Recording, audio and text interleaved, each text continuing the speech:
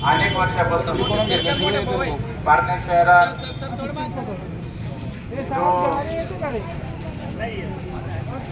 वैकुंठ रथाचा प्रश्न प्रलंबित होता। पारनेर शहराची स्मशानभूमी गावाच्या मध्यान्नापासून जवळजवळ 1 ते 2 किलोमीटर असल्यामुळे कोणाच्याही घरात अंत्यविधी झाला असला तर त्यावेळेस अनेक प्रॉब्लेम यायचे।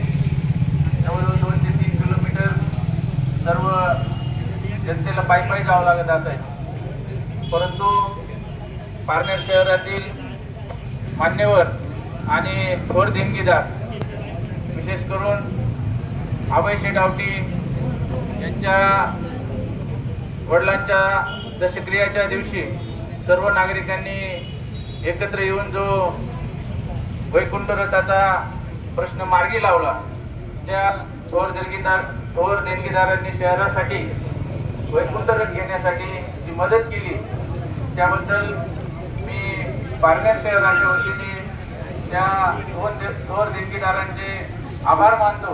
आणि आजपासून हा वैकुंठ रथ नगरपंचायत या ठिकाणी आपल्या सर्वांना उपलब्ध असेल।